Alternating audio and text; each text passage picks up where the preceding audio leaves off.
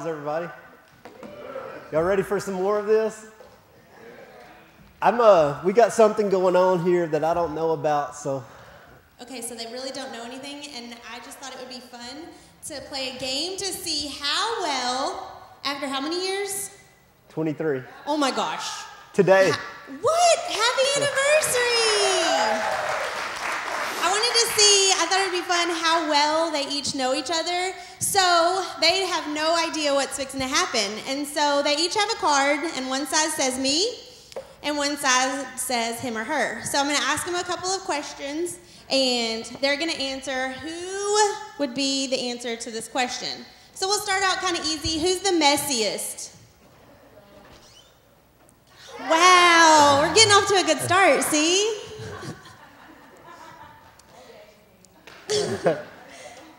All right, who could talk their way out of a parking ticket?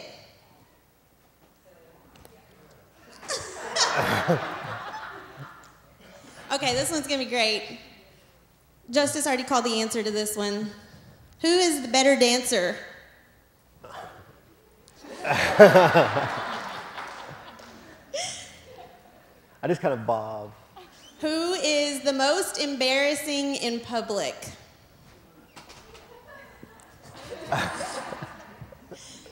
Embarrassing to who? Well, To them. who is the most organized? Did you say you? Oh, okay. Y'all are doing pretty good. All right, and who adapts to change the best? Oh my gosh. So, with that, who would survive a third world country the best?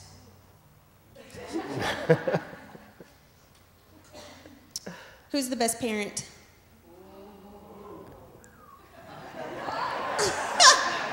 Ask her. She knows.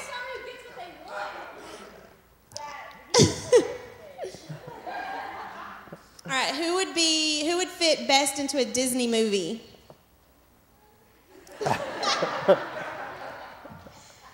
The mom always dies in Disney movies, though. Oh, Disney is sad. Disney is so terrible. All right, who would be the best race car driver? No. I wouldn't race with her then. Who would be the best superhero? What would your superhero power be? Oh, man. She does have lots of cake. You know, that's true. She's all decked out for it already. All right, you have to think about that one, but who's the funniest? Wow, all right, y'all did pretty good, and it looks like y'all know each other pretty well. Thank you, Miss Brandes. Now, you don't have to ask our kids that stuff, 'cause we may get different answers. All right, anybody do their homework? Raise your hand. Raise your hand if you did your homework. Ooh, yeah. And y'all are here together. Yay, good job. Good job. That's a good thing, right? If you don't know what the homework is, I put it on Facebook, so on the church page. If you need to look at it, you can grab it there. It was a marriage problem analysis was the homework you had. And today what we want to do, we're going to go through real quickly how this works and why these things we gave you are very important for your marriage. And then we're going to go through quickly at the end, and we're going to give you guys here on marriage triage, like we're going to give you 4 steps to radically, I wouldn't say save, but improve your marriage in 7 days. And so that'll be good. I've got this cold, so like if stuff starts just, don't worry about it. Wait, I may have something here in my pocket for you. She is a superhero. That's her cape and her pocket boots. It's some What is chocolate. that? Oh, that's awesome. I didn't get you anything. Oh my gosh. Thanks for bringing that up, honey. We're not going to start that today. We'll fight later. We'll video it. We don't ever fight, so we'll video it, make a spectacle out of it. Yeah. Is this a dark chocolate? I'm not sure. Yeah, it's good for you. Y'all want to hear a cool story? And this has terrible. nothing to do with this series at I all. need something to spit in. But I have a cool story of answered prayer. There's this person, I won't tell. Okay. Okay, for real, I love these stories though, because this shows that God cares about even the smallest things in your life. The Brandon very stole your word. smallest things. Very smallest, tiny things.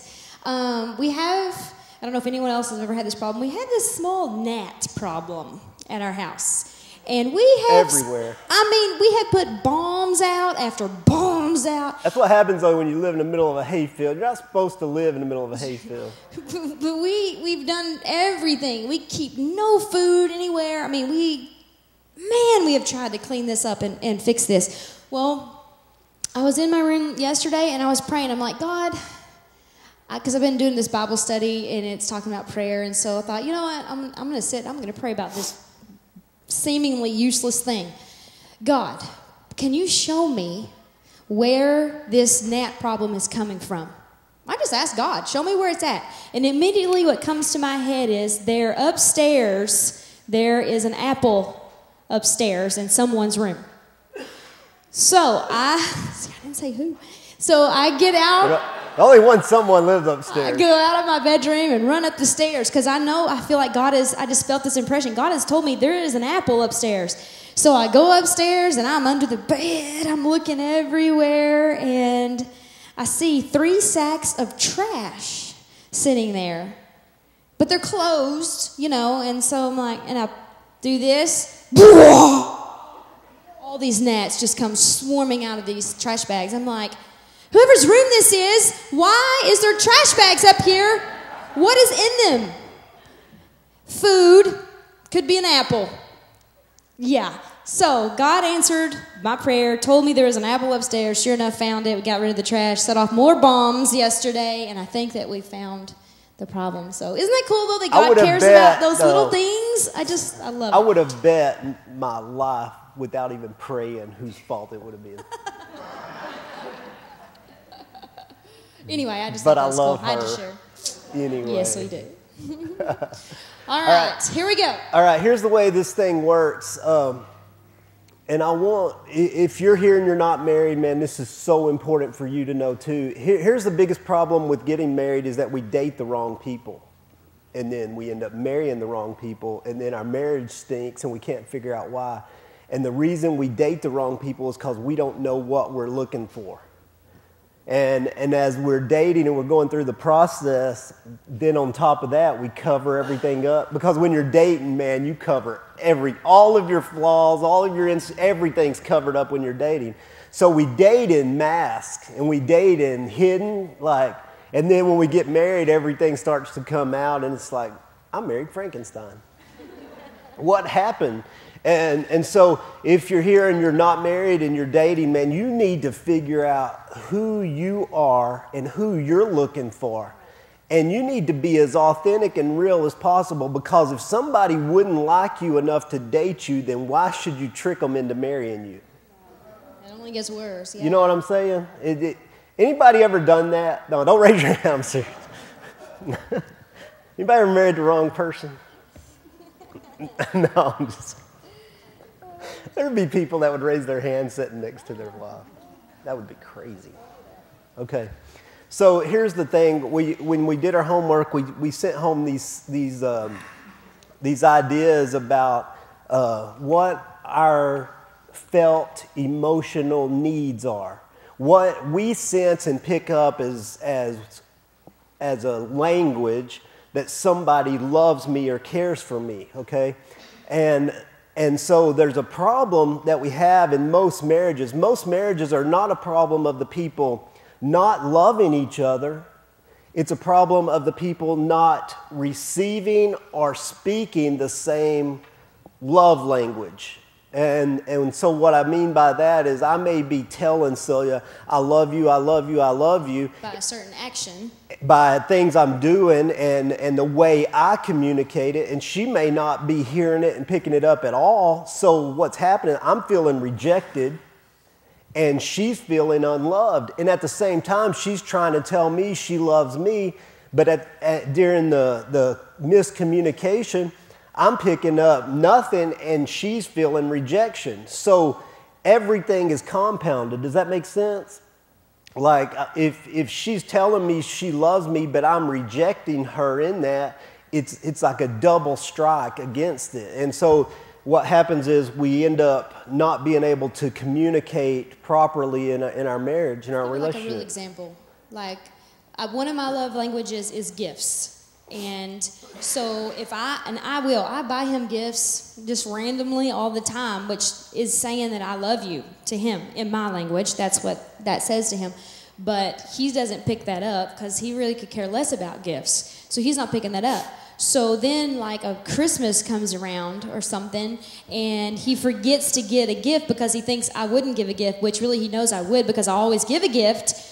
But he didn't get a gift. So Christmas morning, he's got this really nice gift and I don't have a gift. Well, to me that we had says... a deal. We did not have a deal this year. We had a deal. I don't remember the deal. Anyway, but what I'm putting down is that I felt really rejected because he didn't give me a gift. Although I know him very well by now after 23 years, so it wasn't that big of a deal After to 23 years, I would think we would do what we said we were going to do.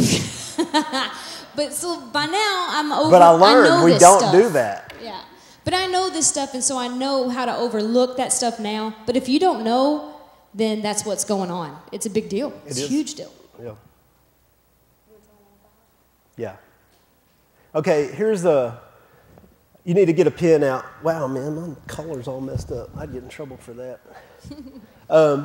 You need to get a pen out. You may need to write these down because these are things you're going to really need to focus in on. I'm going to give you what Dr. Gary Chapman calls the 5 love languages, okay? Now, the 5 love languages, Dr. Ed Harley, he gives you a lot of these felt emotional needs, and what you'll find is these felt emotional needs are very much tied to these love languages. So I'm going to give you these 5 love languages, and then we're going to talk about these felt needs, and you'll see how they kind of add up. The first of the 5 love languages is this: words of affirmation. And words of affirmation, if that's your love language, you automatically like or are attracted to and drawn to people who compliment you. And this is one of the fascinating things about people to me is everybody's different, right? And so some people will come up and they'll just tell you what they think as a first impression or whatever. But what happens then is if your love language or even one of your love languages is words of affirmation, for the rest of the time you don't like that person. If somebody who criticizes you the first time they meet you or criticizes something you're involved in or has something negative to say, automatically you're repulsed by that person. And it's not their intention because they may be speaking a love language that's totally different, like honesty or just pure, openness and honesty. And so you have to understand the way people are and the way we think and process. And on the flip side of that, if someone, well, it's kind of what you said. If that is your love language and then someone,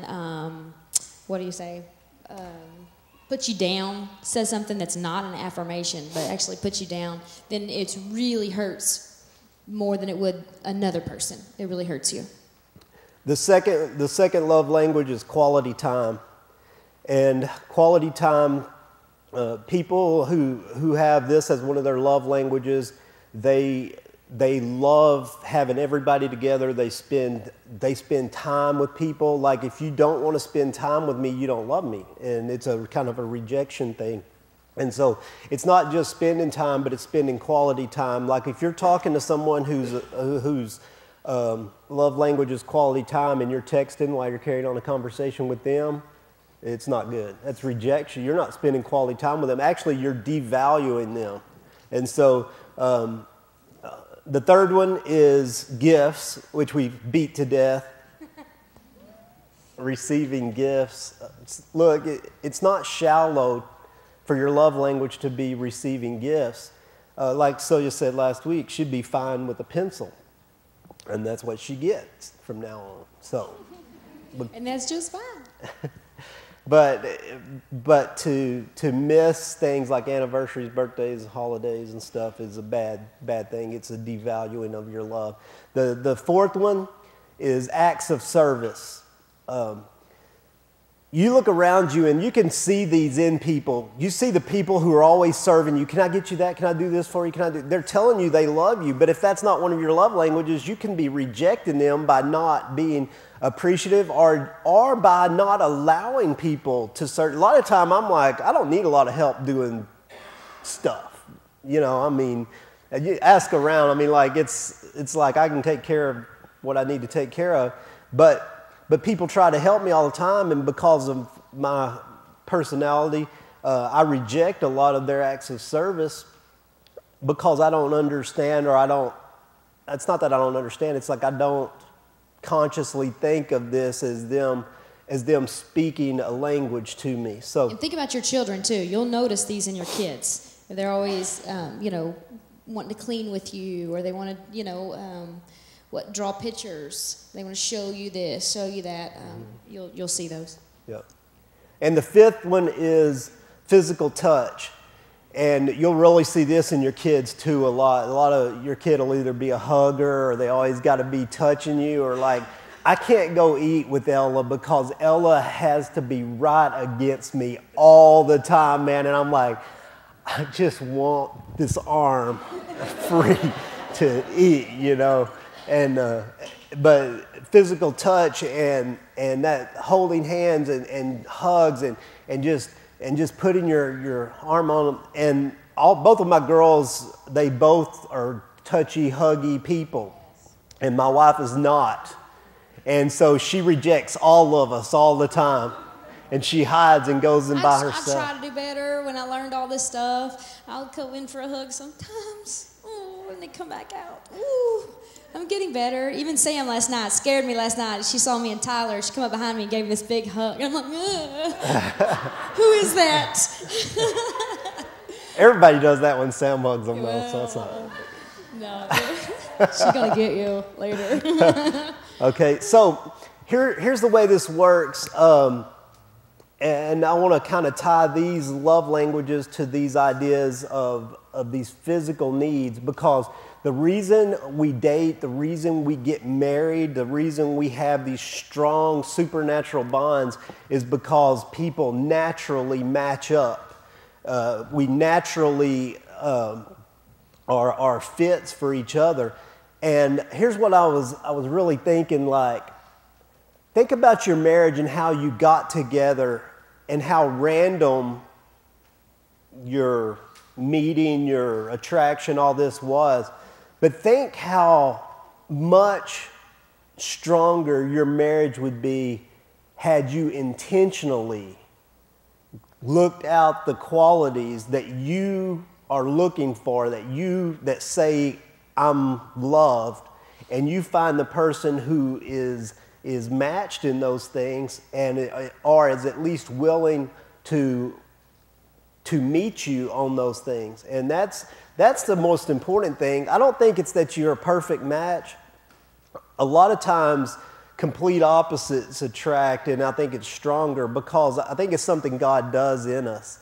It's like this odd thing that He gives us our exact opposite because He forces us to be selfless. And when we're forced into selflessness, our bond of our marriage is twice as strong. And so it really is important. But the most important thing for you guys to get is you. And I mean that. You got to know what it is you want. You're driving your husband crazy. I mean, he's trying and he just can't connect. So you've got to meet in that. So we're just going to run through some of these that are huge ones. And if you want to go into more detail with these 5 love languages, you can totally get online, and there's a test online. So you'll be able to, it'll say if you like this, you do this, and you have your You're ranks this. on how you feel Yeah. about those. I don't know I if think that's- Dr. Gary Chapman has the love language test. Yeah, so if you want to do that, you can do that if you're confused. And we went through these last week, but I'm going to go through them now with an idea of what you're looking for. When we talk about affection, of course, the language we're speaking is physical touch. And one of those we always go to, we find affection in sex. And two people can have the same love language of physical touch, but like for most women, it's affection, and for most men, it's sex. And the two things are not the same thing. And that's where you run into problems because she may be speaking a language of affection and you say, yeah. Right? I mean, like, it's go time.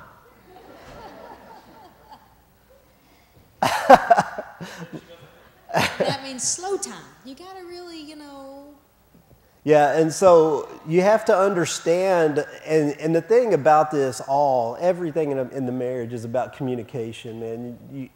Because I know for years in our marriage, we had these obstacles and these hurdles because she just won't say what's going on, and it drives me crazy. I mean, she won't say anything, and so here I am playing blind chess, man. I don't know what's going on. I'm trying this, I've tried that. I can't figure it out. And I'm like, is it me? And I know it's not me. So like, I figure it's got to be you. And a lot of times, ladies, you can relate. You'll say you'll say. They just don't hear it. Hey, and they don't remember 3 years ago when you said that one thing. We're complicated. I said I do, and I did. Another one is intimate conversation. I find that a lot of people, especially women, want this. They want this intimate conversation. They want to know what you're feeling. And guys, I've told her a million times that I'm going to tell your wives. When we tell you we're not really thinking about anything, it's because we are thinking about nothing. Like, we have the ability to literally think about nothing. It's not that we're hiding anything. It's not that we're trying to hold you out. We're just literally shifted into neutral. And we do this especially when TV's on. We can go into neutral like... It's a gift. It is a gift to be able to shift into neutral, because I know she's thinking about something all the time. It would wear me out. I would literally die if I had to be thinking about something all the time. And so it's how different we are. But when she wants to have those conversations, she wants to know what your hopes and dreams are, what drives you. She wants to hear your passions. And so we've got to meet and understand that we know what we're doing, and that's good enough for us. But they want to know what you're doing. It's the same way with our relationship with Christ. I mean, we want to intimately know Christ, but we have to talk with Him. We have to hear from Him. The Holy Spirit has to help us, and you don't really feel connected. I mean, for example, I guess you're not going to know someone unless you talk to someone, unless you really talk to someone. And you can just be acquaintances, and, you're not really going to fall in love with just, whatever. But it's when you really connect intimately about your hopes and dreams and what you did for dinner and, all that kind of stuff really makes you connect. Another one that goes along with quality time. I'm a quality time person.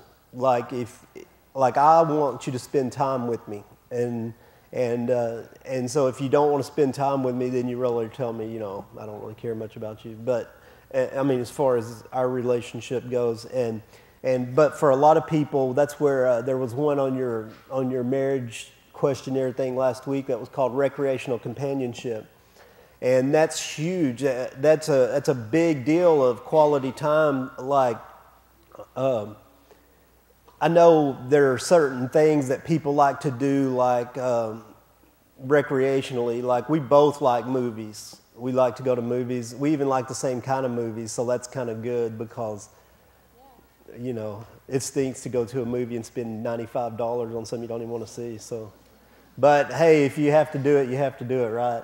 So, but there's other things like, one thing we found out a few years ago is we both really like to play golf, and we enjoy that time together. And it's weird playing golf with her because she's ultra competitive, and I'm not. You are too. And she cheats. That's not cheating. Girls get to start up closer. That's cheating. That's not cheating. That's cheating. Anyway, spending that time together, though, you know, and especially say you're a guy and you like to play golf, and that's cool, that's fine. But say your wife's love language is recreational companionship, and like she sees you doing all this recreational stuff and she's not involved in it. Basically, you're telling her you don't care about her. Then that's not true at all. You're just like, man, I need some space. I need to breathe. I need, you know, or whatever, because yours may be, you know, like quality time with myself. Like, that's the way she is. She just wants time alone. Like, the best gift I could have got her for Christmas was a trip by herself.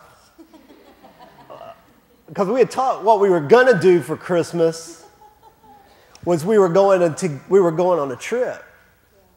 And I got the money for the trip. Mm-hmm. And then somebody got me a gift and then said I didn't get her a gift when we talked about this in advance. So, anyway, that brings us to openness and honesty. You can't lie and expect them to do what you... Look, let me tell you this, ladies. I'm going to tell you this, and this will help you so much in your marriage if you'll take this in. He cannot read your mind. Can't do it. It isn't possible. And we try, don't we, guys? Like, we try, man. I mean, like, we work at it, but it is not possible. And you guys are all over the place. You're like this and this and this and this and here and there. And it's like, I can't even read it when it's right in front of me. So when you're like changing it all the time, then I really can't read it. So openness and honesty, man. If you're mad about, you know, dirty clothes on the floor, say, I'm mad about the dirty clothes on the floor.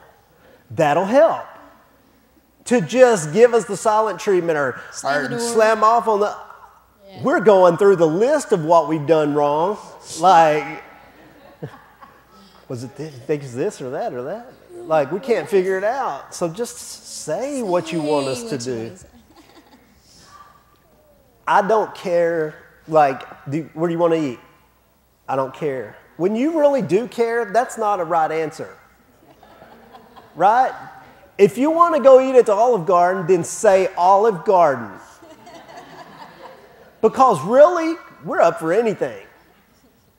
Most of the time, we're up for anything. And what we're doing is we're trying to pick the right place.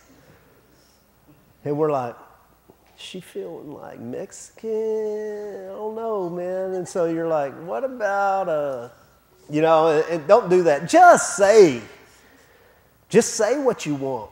And if you don't know what you want, then go back to step one. Figure out what you want. Physical attractiveness. Physical attractiveness, you have to understand what that means. We're not saying you have to look like this. A TV model. For whatever reason, you guys compare yourself to people your husband never would. And that drives us crazy.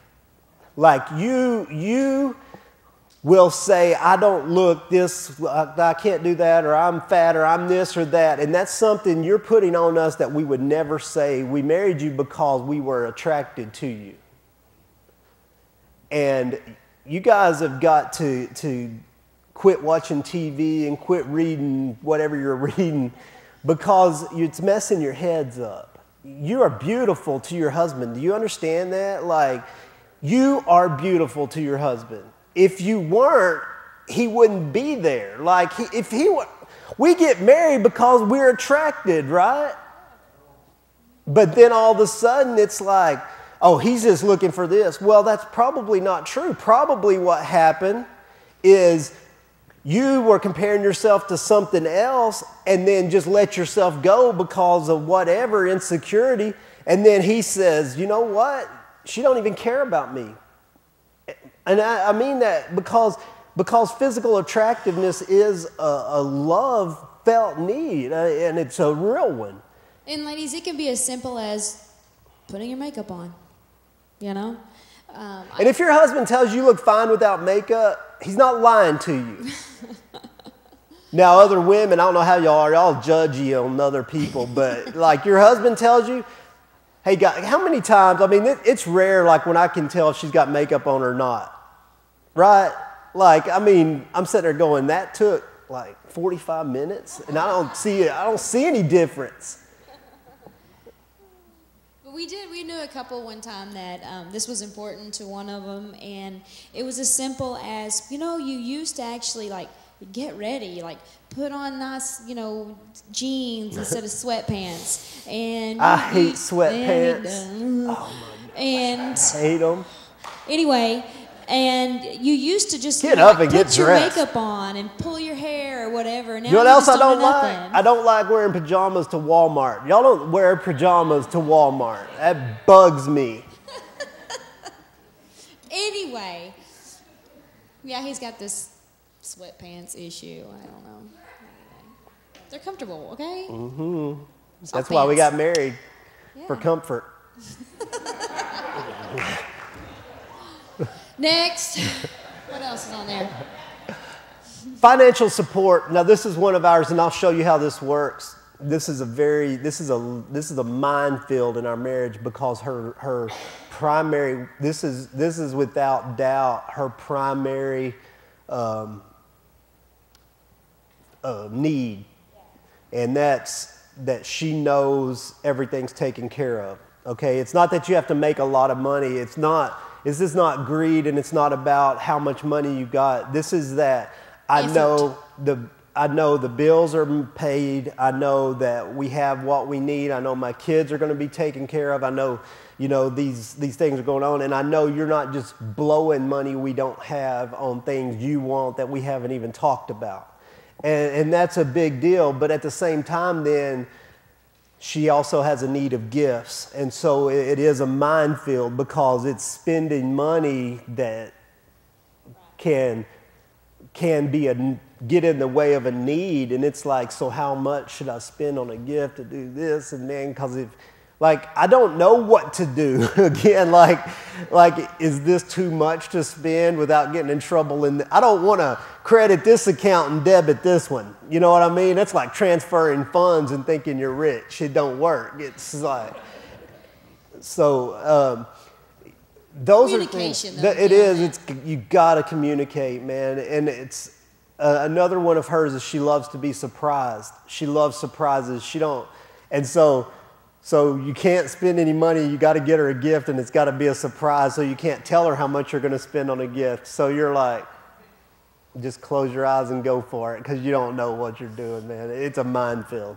But I'm a complicated gal. This is the complexity of relationships. Now here's the good part. Here's how it works. I care, so I think about these things. Like, that's the part that's most important to her. It's not that I get it right every time. It's that I try to get it right. It's that I'm actually paying attention, that I'm actually caring, that I'm actually trying. Because that matters more than anything, man. A marriage, you get so much for effort, right, for doing these things. And domestic support, that's the same thing. Admiration, that's huge. You know, it's telling your spouse how great they are. If they do something good, it's acknowledging it. Those words of affirmation, love language, man, those are so important because it's human nature, it's better to build up than it is to tear down. We should always be looking in every conversation with everybody, how can I build you up? Even though you may be doing 95 things wrong, let me find the one thing that I can affirm in you. Like, I'm glad you cleaned the room. I'm glad you put everything in the trash. Good job. Now, next time, you could take the trash on out. Something like that. You can do it. So it's an affirmation process. Me and Celia got in this thing because this was one of the problems we struggled with early on, and we'd come across this. And so, like, looking at her when she's talking because she'd think I'm not paying attention or listening. Anybody ever get that? So I started saying, I hear what you're saying and I affirm you. That was a little over the top. But it worked. Like, she laid off on that. So, like, I mean, you can literally say what you're doing and at least they know you're paying attention. Like, I'm giving you guys a million things, right? But you can use these in your conversation because, like, when your husband or wife affirms you, you can say, thank you for affirming me. You know, like, I recognize what you're, and it's cheesy as it can be. It's horribly cheesy, right? But it works because they know you were paying attention. You know, we talked about annoying habits and all of those things, and we're so out of time. So here's the important part of this. You need to know what it is that drives you crazy. You need to know what it is you're looking for, what you want your husband or wife to do. Because if you don't know what will make you feel loved, how in the world can they ever love you? Now, here is the problem with not meeting each other's needs. Your marriage is on thin ice. Because somebody, somewhere, is meeting those needs. If you're not a physical touch person, and I am a physical touch person, and I work with somebody closely who's always giving me a hug or always touching me when they talk to me, I'm going to form a natural attraction to that person. If you won't spend quality time with me and someone I work with every day spends quality time with me, they talk to me, they listen to me, I'm going to be naturally attracted to that person. If you get up and you won't put on your clothes, like you wear your night clothes all day until you go back to bed and you won't fix your hair and you won't brush your teeth, get up and brush your teeth. And somebody else does, and somebody else is dressing up, because when you women, when you go out, you dress up. And why you do that, I don't get it, because you're trying to attract everybody else but your husband. Like, you should be dressing up at home and dressing down when you go out, right? But when you go out, man, you got it on, you know, and I don't understand that. It's like you're fishing. And Maybe fishing for compliments. Yeah, and it may be. And it may be just that. Maybe you could fix that by, like, when they do dress up, go, wow, you look smoking hot. And then they'll say, shut up. And you're like, do you really want me to shut up? Are you saying that? I don't know what you're doing. Because we don't understand the game. Like, y'all are always playing these games, and we don't understand the game. So the problem is we set our marriages up for affairs because we don't meet each other's needs and we allow other people to meet those needs. And look, I'm not saying it's okay. I'm just saying this is why it happens. And if you recognize the landmine that you're walking through in affair-proofing your marriage, like, we want our spouses to love only us, and we want to receive love, the most love in our life, from our spouses. And that's why it's so important that we understand these things and we get a grip on them. You need to go find out what it is that drives you. I had no idea that quality time was a big deal for me. I had no idea. Like, I read that the first time, I thought, that's stupid. Quality time. And I started thinking about it. I'm like, when am I the most irritated? Whenever she don't pay attention when she's even there, you know, or when I got all this time. Like, I don't like to be by myself. That's what's hard. It's really, really hard for us because he is quality time, and I like to have my alone time to recharge. So it is real hard. It's trying to find the balance. It's recognizing it. I do work long hours, and so it's to make sure that I have a date night on a Friday night. That's our date night. We make sure we do that every single week, even if it's just going to eat, in town and back or whatever. But that's something we have to do is, have that quality time together. So, yeah, it's tricky. Do you guys understand y'all understand how this works? Okay, let me show, there's one last thing, and then we're gonna go through real quick the Save Your Marriage in 7 days thing. But I want you to understand that for everything we do into our spouse, they're like a bank. And everything I do, I'm either depositing and building up, or I'm withdrawing. And when you withdraw so much and you go negative, she no longer feels love. Does that make sense? Like, you can be trying, but if you're constantly making withdrawals and you're depositing, but they're not making it into the bank because you're depositing the wrong things, like you're depositing sex, but it's like sex is not, a positive for her or whatever, then you're in the negatives. And when you get into negatives, you don't feel love. And when you don't feel love, you do not stay married. Does that make sense? For us to stay married, we have to feel love. I mean, we know that, but we don't know how to feel love. Like, think about the people in your life you like being around. Why do you like being around them?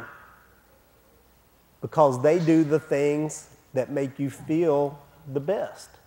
So those are people we surround ourselves with. Think about people you don't like to be around. Why don't you like to be around them? Because they go against the things, they do the opposites of what makes you feel loved. Well, put that in marriage and multiply it by 10, and that's one of the... So you'll hear we haven't done it in a while, but when we start getting ready for the marriage stage, we start thinking about debits and credits. And you'll hear us, that's debit or credit, So if you start playing I don't hear the credit game, one a lot. No. Usually, though, the do. debits get pointed out. The debits always get pointed out. But that's good. It's communication. It's letting you see, okay, that's a debit. I got to quit doing that or whatever. So it's good to start playing that little game. Or if you're like me, that just tells you which button to push. Yeah. So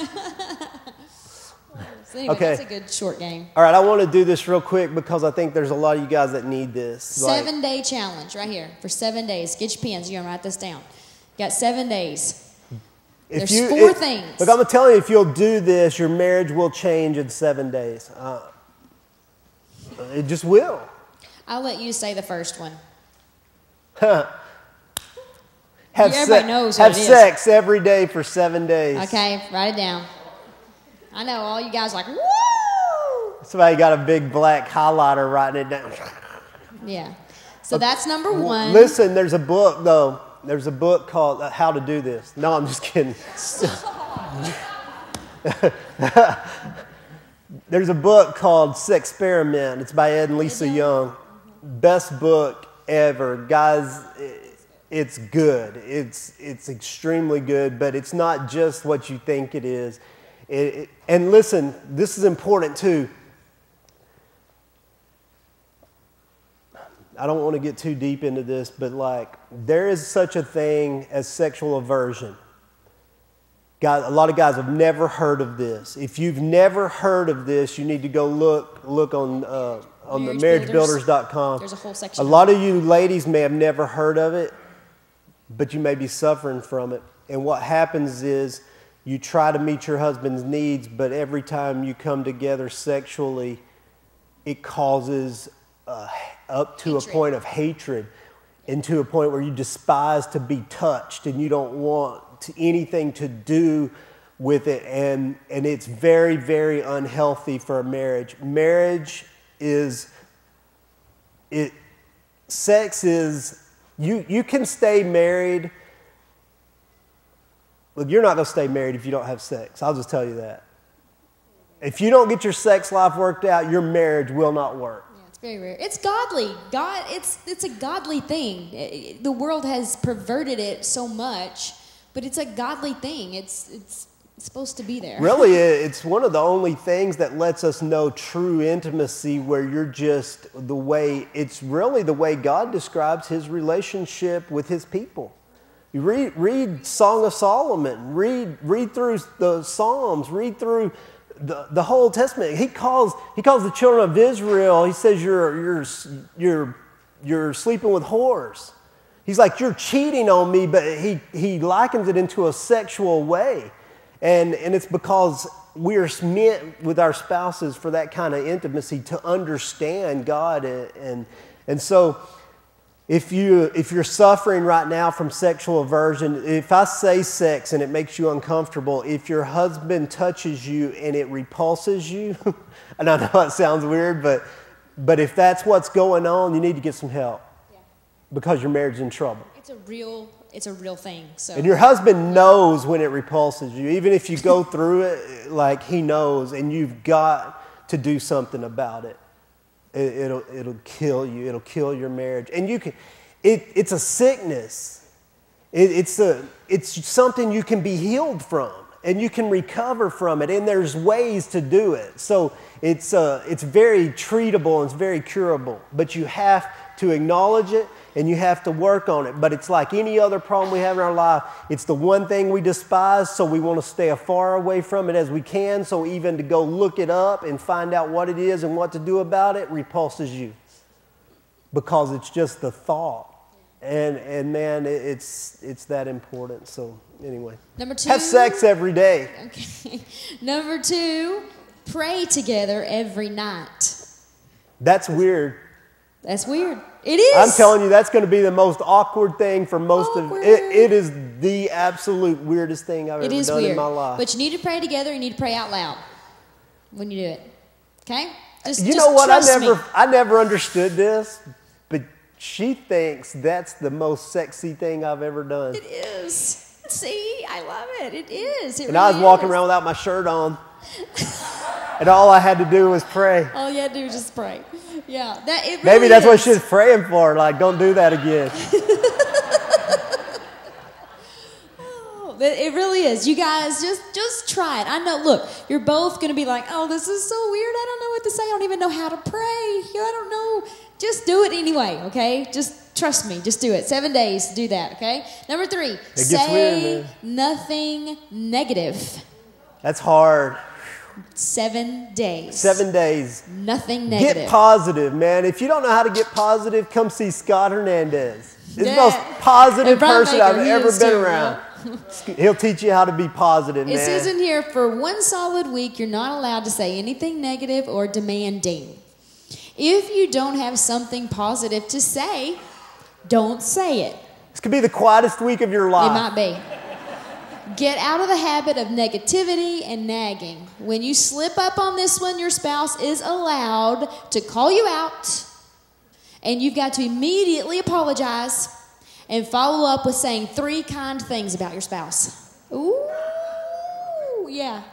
I'm It might telling you, sound childish, it'll but work. you'll be amazed. Yeah, it's going to be good. There's some about, if you'll start living positive, and not just for 7 days, but if you'll start living telling positive, it will change your views of life. It does. It changes everything. So, number 1, have sex every day. Number 2, pray together every night. Number 3, say nothing negative. And number 4, spend 1 hour in conversation while all electronics are turned off.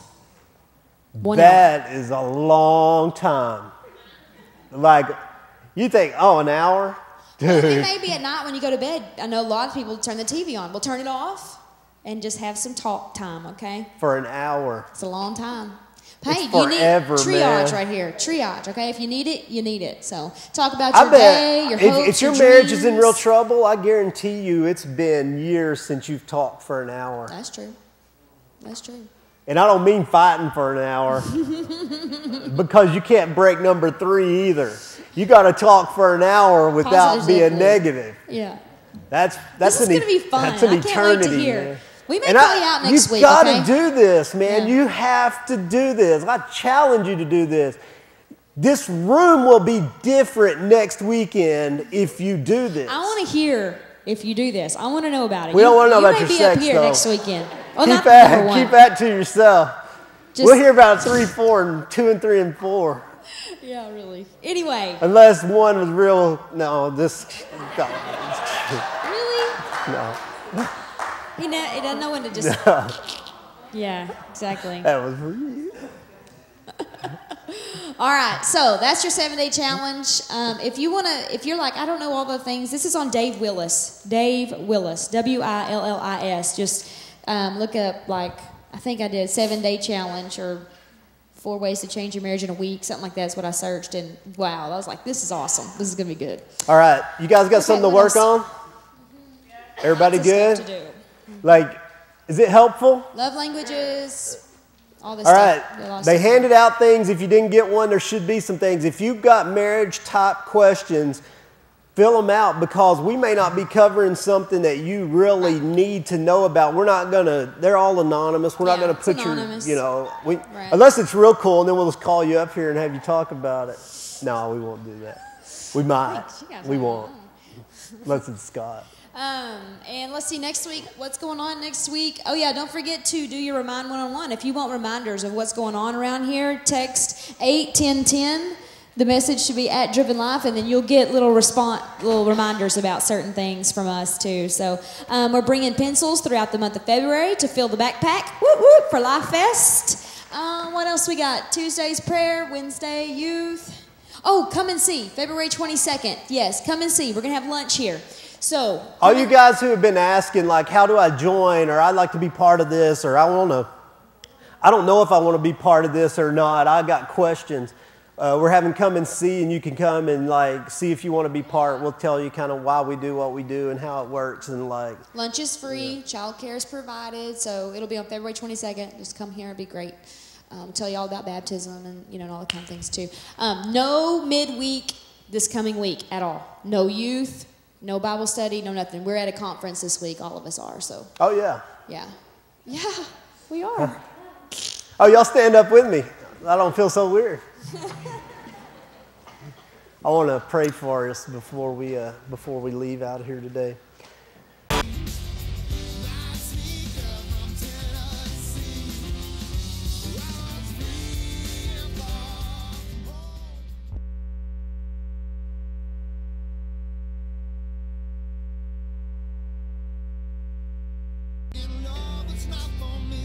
Till the night I met that girl named Tennessee.